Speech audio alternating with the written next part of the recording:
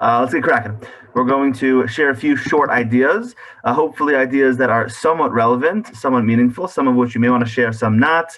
And again, the idea isn't to give, these divrei Torah that are so complicated. The idea is really simple, short and sweet ideas that can be relevant and meaningful to our lives. So just by way of introduction to the Seder, but again, these can be said at any point, during Shulchan Aruch, during, some other random point in the Seder, or it doesn't have to be said at all. But just ideas to at least think about as we approach the night of the Seder. So, as I'm sure many of us know, there are these simanim, Kaddish, Orchas, Karpas, Yachat. The Seder is organized in this way, and the Rav Miminsk tries to understand what is the idea behind that. Why do we have this Seder? Right? Seder literally means order. What is the point of having these order? What is the point of having these simanim? So he explains. Most of them I'm probably just going to summarize here. I'll just read it quickly.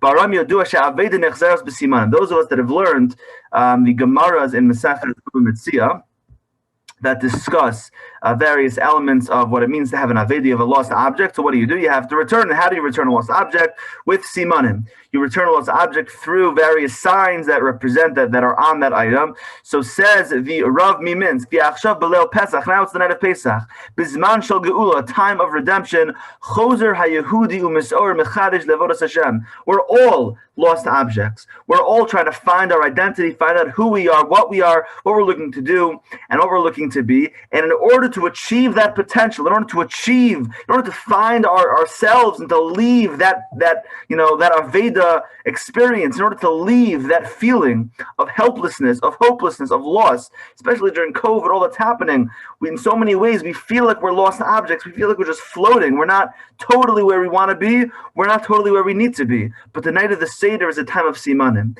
It's when we find ourselves, it's when we look deep inside ourselves, and perhaps that's the idea, says the Rav Miminsk, the Minsk Rav, that the simanim are about us finding who we are, looking to what we're looking to be, and ultimately, hopefully, what we're looking to achieve in life. So that's the idea number one. Again, you could share it not, but just an idea of what the night of the Seder is supposed to be, finding who we are and what we're looking to be. The second idea is really not an idea that you would necessarily read. I'm not going to read this now, but it's actually a very powerful tefillah. It's a tefillah that was actually said during the Holocaust by Jews who were unfortunately in the concentration camps, and they were unable to eat matzah, and they had to eat chametz. They had to eat chametz on Pesach, and they literally said, they made this tefillah, and I'll just read the bold part, which is, it said, "Lefnei achilas chametz," before eating chametz on Pesach, which is where they were in they had to eat chametz because that was all that they needed to survive. Lefnei achilas chametz, before eating chametz on Pesach in the concentration camps. Yomar bekavana salef, say the following with intention, with kavana. Avinu sheba shemayim, my Father in heaven, hine gali v'yadua lefanecha. You know, you're well aware, sheratzonenu la'asos ratzoncha, that our desire and hope is to do your will. This is based on the Gemara in Brachos, really. V'lachog et chag Pesach, and we wish that we could bring the carbon Pesach. Ba'achilas matzah and eat matzah v'shmir and to prohibit ourselves and guard ourselves from eating chametz. We wish we could do all those things.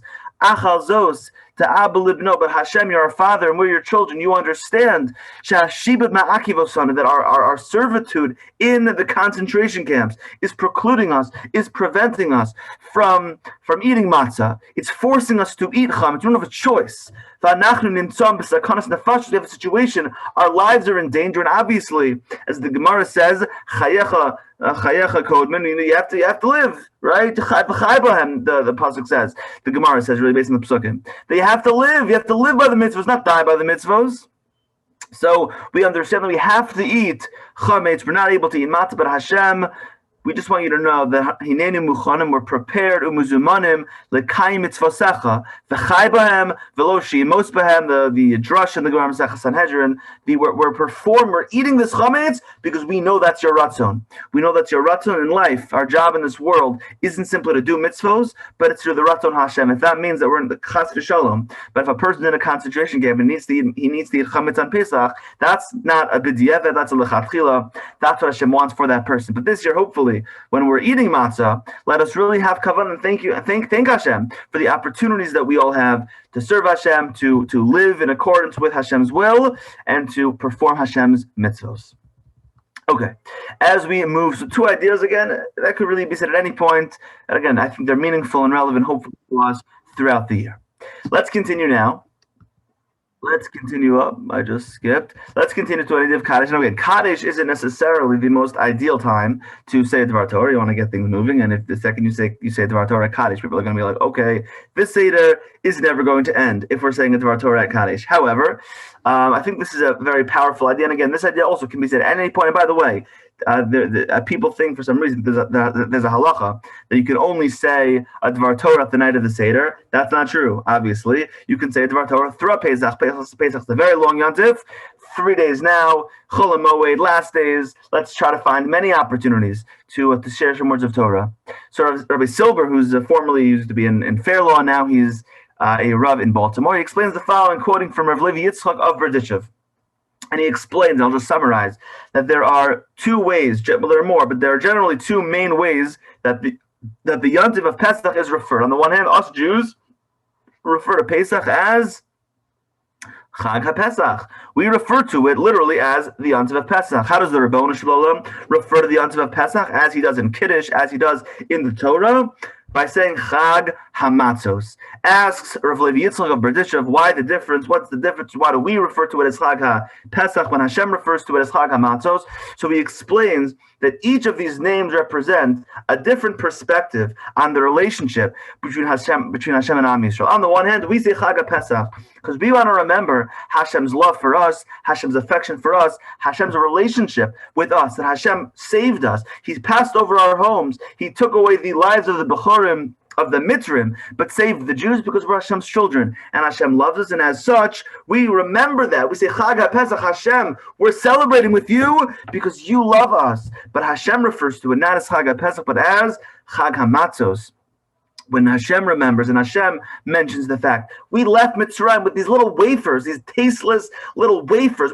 Hashem told us to leave, and we left right away. We followed Hashem out of Mitzrayim without really knowing what was going on, without really knowing what was happening. We just ran out of Mitzrayim quickly because we had faith in Hashem, we had emunah in Hashem, we had love for Hashem. And that's really the two names of Pesach. Again, this could be said at any point of the starim of Pesach. When we refer to the two different names of Pesach, Chag HaMatzos referring to Hashem's love for us, and Chag HaPesach referring to our love for Him. Moving right along, as we continue with the very beginning of Magid with Halach Ma'anya, I'm sure many of us, the very famous question, why is it? This is an idea that I came up with, so take it or leave it. It's probably not, I'm sure it's not as good as the other ones where, they're not my original ideas. But the obvious question is, why is it in Halach Ma'anya we're inviting guests? Obvious question. We're sitting at the Seder. It doesn't seem very genuine. It doesn't seem very sincere that we're inviting guests to a Seder, to a party, to a celebration that we're already experiencing, they're already having. So the answer perhaps is that true freedom requires responsibility. In order for us to truly be free, we need to, that's what the Seder is. It's trying to achieve a sense of chayra, trying to achieve a sense of freedom. And the only way to truly be free is by understanding and by mentioning the importance of giving to others, of helping others, of living a life of purpose. At the end of the day, we left Mitzrayim not simply to leave servitude, but to achieve a sense of freedom. And that freedom can only truly be achieved once we develop that desire to give to others, to help others, and to make a difference in the lives of others. So when we mention in Halach Ma'anya, everyone join us, whoever doesn't have a meal, come, we're not actually inviting people, perhaps, because that would be a little bit not so sincere. No one's listening to us. Those that are invited already sitting with us. The point and the purpose of stating, please join us, please come, is to show this is what it means to truly be a free person. A free person is when we invite others to share in our simchas, the Rabbi Malutz in Ilchos Yantif. It's about helping others and making a difference in the lives of others. Hopefully, that is how we can truly achieve freedom. It's not just doing whatever we want. People think freedom means I can do whatever we want. That's not the Jewish perspective on chayros. Freedom means making a difference in the lives of other people. Moving right along as we continue with the story of various Tanoim who are sitting and they're learning, Rabbi Eliezer, Rabbi Yeshua, and so Rabbi Elazar ben Azariah, and so on. They're sitting with Rabbi Akiva as they are learning in Bnei Brak, a very famous story. And the Aruch HaShulchan notes this in his, and I just really paraphrased it. The Aruch HaShulchan notes in his Hagadah a very simple question. Why is it, asks the Aruch HaShulchan, that all of these Rabbeim, these holy, holy rabbis of the Gemara and the Mishnah, are sitting with Rabbi Akiva? Rabbi Akiva was their Talmud. Rabbi Akiva was 40 years old when he became from. All these rabbis are much older. All these rabbis taught Rabbi Akiva. Usually, the Talmud goes to visit the Rav. The Rabbeim don't come and visit the Talmud. Why is it, asks the Aruch HaShulchan, that all these rabbis are coming to sit with their student in the home of Rabbi Akiva?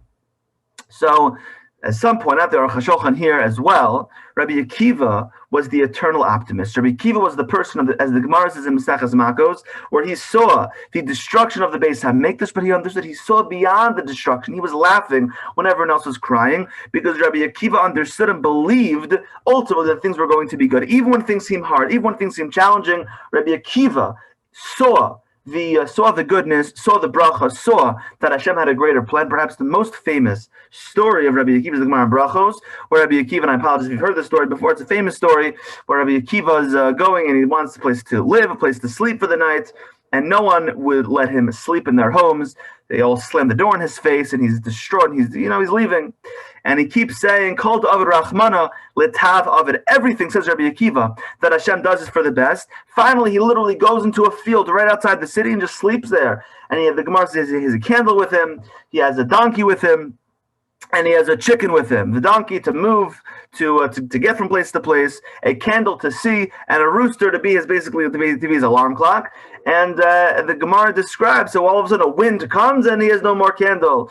A lion comes and destroys and kills his donkey, and some sort of another animal comes and kills his rooster. And the Gemara says that Rabbi Akiva could easily have been distraught, could easily have become depressed, but Rabbi Akiva, after each one of these things, understands, Kol da'avid Rachmana l'tav Avid, everything that happens to us is for the best, even when the Beis Hamikdash is destroyed, even when he doesn't have a place to sleep, he's sleeping by himself in the field, even when he doesn't have a donkey, a rooster, a candle, nothing, he's sitting there with nothing, all by himself.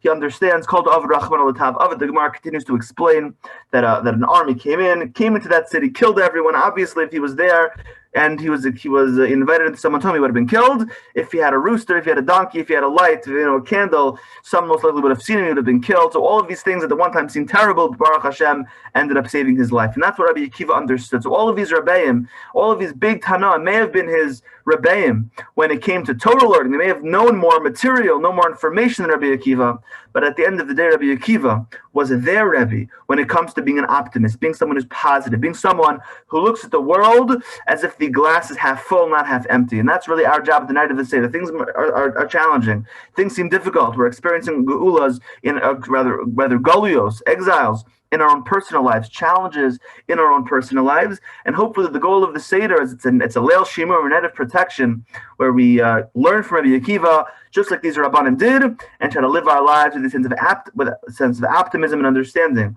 that Hashem's in charge of everything. Hashem is running the show. The next little piece here, I'm not going to read it now. I made it small, the font a little smaller so I could fit it on one page.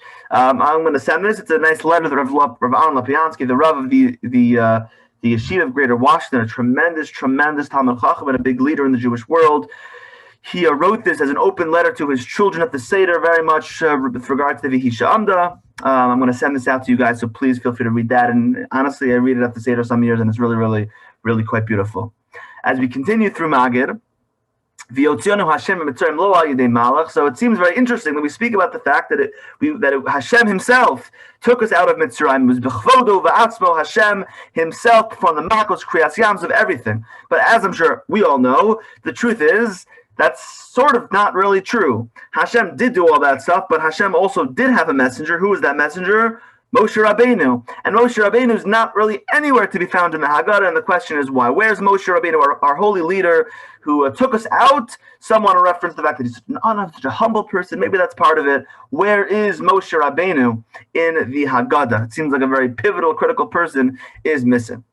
Avram Avinu is mentioned. Where's Moshe? So perhaps the answer is, as this story seems to indicate, that a chassid once came to see his Rebbe and told him, the chassid told his Rebbe, I had a dream that I was the leader of 300 chassidim. What should I do? Should I start my own group of chassidim? The Rebbe replied, come back when 300 chassidim have a dream that you are their leader. right? Moshe Rabbeinu, the testament of a true leader, isn't if you think you're a leader, even if you call yourself a leader, but it's can you help people become independent? Can you help the people that you're looking to lead be their own people and make their own difference and have their own impact? A great leader does not look for followers. A great leader does what he does and then hopes, yearns, and davens to Hashem that those people will then go on to be independent thinkers and independent servants of the Ribono Shel Olam. And that's really what we're sort of showing at the Seder. We don't mention Moshe. Why? Not because Moshe wasn't important. He was critically important. Without Moshe, who knows where he would have been. However, the point of not mentioning Moshe Rabbeinu at the Seder is to sort of emphasize the fact that, you know what? Moshe did a really good job. Now we're at the Seder without him. He didn't bring us into Eretz Yisrael. He didn't continue with us. And we're still able. Moshe did such a great job, we don't even need him anymore. We're able to be independent. The same thing is true with a teacher, with a Rebbe, with a parent. The goal of a Rebbe, the goal of a teacher, the goal of a parent is hopefully one day their child, their student is able to be independent. They're not going to always be reliant upon us. And the same thing is true certainly when it comes to Moshe Rabbeinu, the hope and the dream that we would become independent, live our lives connected to Hashem without him. And that was sort of the tragedy of the Chet Egel, that we needed him. We were still dependent upon him. Baruch Hashem, at the night of the Seder, we're showing, as much as we love Moshe, as much as we appreciate Moshe Rabbeinu, we don't need him anymore. Baruch Hashem, he's no longer with us, and he gave us the ability to serve Hashem without his constant presence and involvement. So as we finish off Magid and we see B'chol Dor V'Rav Chaim Adam Liro, so the Rambam's Gersh Laharos, either we want to see or we want to show, Es Atzmo, based on the Mishnah Mesachas Pesachim, Kilu Hu Yatsa Mimitzrayim. We're showing as if he himself, each and every one of us personally, individually, left Mitzrayim. And that's really what the Seder is all about. It's about this personal connection, this personal relationship with HaKadosh Baruch Hu. The question is asked, as I read over here, the question is asked, why is it that Hashem introduced himself to the Jewish people, not as the person who created the world, which is pretty incredible, but as the person who took us out of Mitzrayim? What is that experience of Yetzias Mitzrayim all about? And it's the fact that Hashem created the world. That's awesome, but that's not a very personal thing. Hashem did that for everyone. Hashem did that for the entire world. When we talk about Yetzias Mitzrayim, it's Ki'ilu Hu Yatsa. It's a personal connection. It's a personal relationship. Each and every one of us left Mitzrayim. That's what the Seder is. It's focusing on that personal connection, that personal relationship, not just focusing on Hashem in a global sense, in a world sense, but it's focusing on how can I connect to HaKadosh Baruch Hu in a meaningful and a relevant way in my own personal life, in my own personal way. And hopefully in that way, and when we're thinking with the Seder and we're thinking about how we can connect to Hashem, maybe we remember that the most important part of our Judaism is our personal relationship with Hashem, focusing on Hashem as Anochi Hashem Elokecha, I am Hashem, your God, not their God, but your personal Hashem, and may each and every one of us think about that as well. One final idea, I told you that I would try to keep it nice and short, is really at the very end of the Seder. We sing the song of Echad Mi Yodeya, a song of Who Knows One. It's a song that I'm sure many of us enjoy singing, but at the end of the day, it's a song that, it's kind of like a joke, and everyone has their own tunes, and very nice. What's the idea? Why is it this song, which is seemingly random and whatever, mentioned at the very end of the Seder? And I think perhaps the answer that Rabbi Daniel Fine points out is that in life, our job is to look at the world that Hashem gave us, to look at the things that we know, that we see, that we understand, and to use them, everything, to connect to Hashem. So you have a number, which is random, 1, 2, 3. We learn math, we learn different things. Numbers are just seemingly random.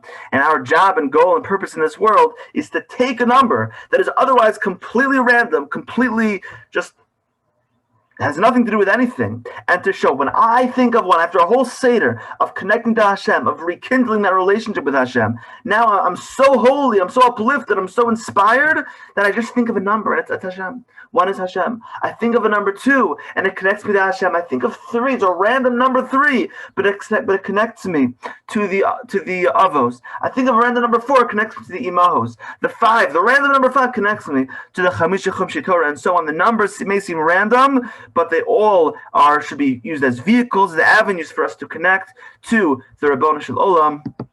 And hopefully this Seder, starting Motzei Shabbos and going Sunday night as well, it should be an opportunity for us to connect to Hashem, have a personal relationship with Hashem, and develop the relationship in a way that is meaningful and that is relevant. And again, there are many opportunities throughout Pesach to share ideas with our family. We should grab those opportunities, not just at the Seder, especially if we have any young siblings who want to, share a million things that none of us really care about. So let us find other moments when we're sitting on a Sunday morning and a Sunday afternoon, or Shabbos lunch, or Sunday lunch, or I don't know, whatever, Monday lunch, or whatever it is. Let's find opportunities to share words of Torah that hopefully will uplift our families and uplift ourselves. Everyone, have an awesome, awesome, awesome Pesach and Chag Shev Sameach to all. See you guys. Heroes. See you guys. Thank you.